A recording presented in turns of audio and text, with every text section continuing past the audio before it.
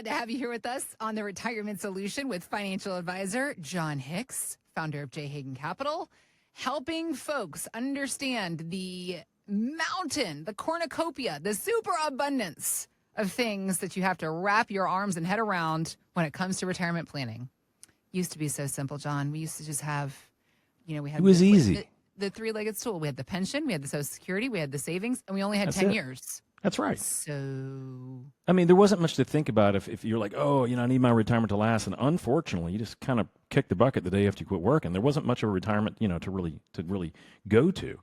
Now it's crazy. Here we are with all of our green juices and vitamins. That's right. And oh, absolutely. Pilates. You don't drink grass juice every day. I absolutely drink grass juice every single day. I don't. No. Or kombucha or any of that stuff. No, I don't want any of that. Take care of yourself. Take your vitamin C. Drink your water.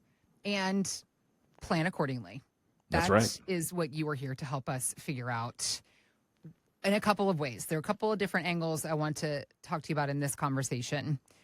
One, what it is that you do, because, I think at this point, especially if you are listening to this, you know what a financial advisor is. You've heard of financial advisors, but how about financial coaches? Because licensed financial advisors, they concentrate on more of the traditional stuff that you think about. You think about stock investments, you think about saving for retirement. Financial coaches, however, focus on things like paying down debt, financial education, but they cannot give investment advice.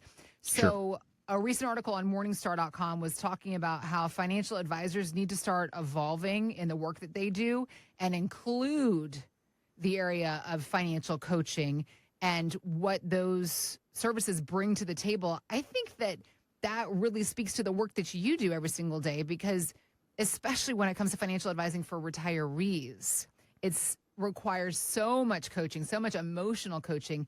And then we add the element for you, one particular area that you've recently discovered a big hole where people need help is exit strategies from a business or perhaps a major investment that they are counting on to fund their retirement. So let's talk about how you coach your clients through these kinds of financial transitions, these exit strategies. Yeah. So, when you kind of think about it, many of us could go and do our own research and select investments. And historically, this is probably why a lot of investment advisors, they're not very high in the food chain. And when people think, hey, I need to go get some great advice today, let me go find a financial advisor, because they're fearful they're going to be sold some group of products or some junk that they don't want. And the craziest thing is, when I think about my day to day and what I actually end up doing for our clients, it's almost 100% holistic coaching.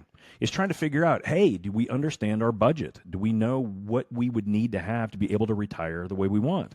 Yes, you could retire tomorrow, but you may not be able to get that car you were thinking about, or you may not be able to live in the house that you want to, and or you may not be able to relocate. But if we make a couple minor changes, then we could actually accomplish all those things sooner than you think. And there's a difference, right? Coaching is really more of a framework, a guide, someone to help you through the questions.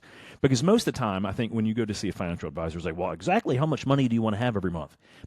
Half the people I have no flipping clue what you're talking about, John. I don't even know what I spend on a monthly basis. No problem. That's where we typically start. Hey, how much money comes in roughly right now? If you look at your paycheck, take some taxes out, take out some healthcare costs, what you actually living off of? And people realize, wow, that's not as much as I thought.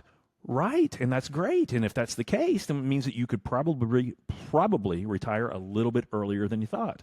Okay. Now, there's those other sides of us, though, right? We're like, oh, I bet I could live off $50,000. And you find out that they get a $250,000 annual income, and they're kind of using a lot of it. Now, they're saving some money, but they're using a lot of it. Why? Nice vacations, a little bit nicer cars. They like to travel. They like to do certain things. They eat out a lot, and nothing is wrong with that either. But one of the first things that we start looking at is, how do you want your life to be? Forget the investments. Those will happen over time. What do you want to accomplish? Do you want to leave, working when you're 60? What about 70?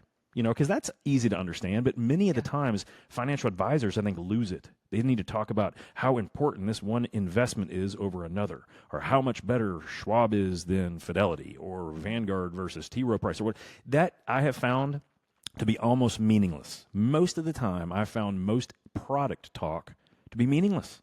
People want to know, dude, if I do decide to retire next year, am I going to make it? I mean, can I still have the new bass boat? Can I still have someone else mow my grass? Because even though I'd be retired and have the time, man, I got 3 acres out there. I don't want to bush hog that stuff. I still want to pay someone to do it. Can I do that? Right? And that's the big important part, but that usually requires coaching. So typically coaching is a little different because number one, we're looking at everything. We're looking at how do you really want to live your life? How are you currently living your life? Do you like that? Do you want to live a little bit more high on the hog when you retire or a little less? How many years do you think you're going to feel good? What about your parents? Did their knees and hips start really bugging them where they didn't want to travel much in their 70s? Well, that's fine. Well, let's plan a lot of your vacations and stuff earlier on. And why would we do that? Well, because we don't want you to say, man, I really wanted to do that Tuscany vacation, but my knees were bugging me so much I wasn't able to go, even though we saved the money.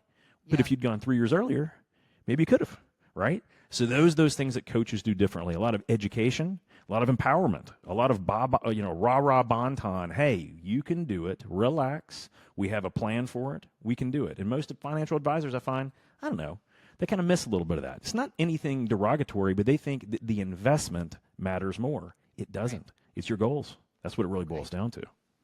Your goals into a plan to help you live the life you want is the planning process. This is what John and his team at J. Hagan Capital are doing every single day, ready to do for you as well. RetirementSolutionRadio.com to start the conversation about your plan. So let's talk about then the idea of an exit strategy for people that maybe are not as traditionally invested, right? There is market investments. And then there is this other group of people that you yourself, you've recently started understanding more, this space that people really need some extra help, some extra coaching through. Absolutely. So if you look at like small business owners or people that do a lot of real estate, they kind of have a little bit of different situation. Many small business owners, they may have had a really good income, or they may have kind of put their blood, sweat, and tears into that business that they're hoping that they can either gift to the next generation but retain an income or sell it. And these have completely different structures behind them. How are we going to exit from that position or that job or that business or that strip mall or whatever it is, that we own, because it requires different planning, right? Because a lot of the times if we've put a lot of money in our business or in our real estate, we maybe don't have as much other savings. Why? Because we've been coddling that business. We didn't have as much money to put inside of a 401k, or we didn't start it early enough because we were putting all of our money to pay for more marketing, to pay for more people, to get more operations assistants, to realign with our vendors or whatever we're doing. So exiting from a lot of those things really requires a tremendous amount of planning, because a lot of people sell their businesses for a third of what they could typically get if they plan wisely an exit strategy. Really, seriously. Because a lot of it comes with the emotion. How much is that business really worth? But then also understanding, if you're at a point where you're getting ready to think about winding it down, would you put some of those things in place that the next owner would want? And would that be valuable? Often those are tremendous things that are not very costly, but they require some forethought. If you are looking at what is your business really worth today, and you think about, well, but would I pay that for it? And a lot of people would say, well, I know it's worth this because I've put all this money into it, but I don't know if I'd pay that for it, right? And so what we want to do is we want to maximize that value. And so a lot of this comes from the understanding of how's the taxes going to work on that transaction? What about the income? But the biggest one that I see is how are you going to basically separate yourself and often that identity from what you're selling. And that's a tough one. I remember growing up in one of the small families, and there was I think 3 brothers, but they all owned one of those big tire stores. It was a big one. They had locations all over the place. And they had a huge booming business. It was awesome. Everyone that got their tires, and we had to do that every so often, they all went to this company. They all went to this one family. And that family realized, wow, they had built an unbelievable cash cow. And when one of the brothers wanted to sell. He's like, man, I'm looking at this. I don't know if I want to keep getting up at 6 a.m., making the coffee, doing all the, I just don't know if I want to do it. Well, he decided that he was going to divest himself from the business. They ended up getting an unbelievable offer to sell the company, and they got a ton of money. And all 3 of those brothers were completely, unbelievably unhappy, even just a year afterward. They couldn't believe it. It was their identity. It was their family. They had generations of grandkids that came in and made coffee and cookies. And all of a sudden they realized, even though they got a big check, there was a huge void in their lives. And so that was something they didn't think through. What are they going to do after? One of them ended up going and buying a competing tire company in the next county over. He absolutely did, with part of those proceeds to try to redo it again. But it's just one of those things, and you hear the stories. and I can't remember the statistic, but it's really high. It's more than 60% of people, and I can't remember what it is, but they're completely unhappy after they've sold their business. Not because it wasn't a good deal, not because they didn't get the right amount of money, but often because they didn't prepare themselves, either emotionally or sometimes financially, for what that was going to look like. What are they going to do next? So it's one of the things I've said on the show for almost 15 years now. It's not what you retire from, it's about what you're retiring to. And a lot of the exit strategy design, how we want to look at this is, what do you really want your time spent doing? Do you want to relocate to Florida? Do you have grandkids in Texas? Do you not want to travel at all? What would you like to do? Are you going to spend more time with your church group or your friends? Or what are you going to do? And a lot of people say, well, we're just going to travel. And they realize, man, travel, not only does it eat up a little bit of money, sometimes it's a little exhausting.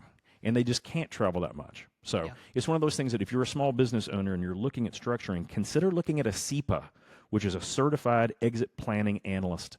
And these guys are really built to do exactly what we're talking about, making sure we're emotionally ready, financially ready, and making sure you're getting the most money for your practices. So sometimes these are, tax attorneys. Sometimes these are CPA structures. Sometimes these are financial advisors. I happen to be a CEPA, but there are tremendous amounts of quality, skilled advisors that do that work. You just want to make sure that whenever you're going to consider selling any major asset or strip mall or real estate, that you've just looked at all the pieces of the puzzle so that you'll be happy with whatever decision you decide to make. That emotional aspect that so many people neglect to consider, John, it just goes to the point proving the initial start of this conversation, the difference between financial advising and financial coaching, and the coaching that is involved in the work that you do every single day at J. Hagan Capital. If you have questions, if you are getting ready to, or you're thinking about, or one day down the line, you're going to be selling your business, it's so much more than the money. So seeking out somebody that can help you, that can coach you through the process. John is here to be that person with and for you. Visit us at retirementsolutionshow.com. We also have links posted in the show notes. Let's get to work helping you figure out your exit strategy. retirementsolutionshow.com.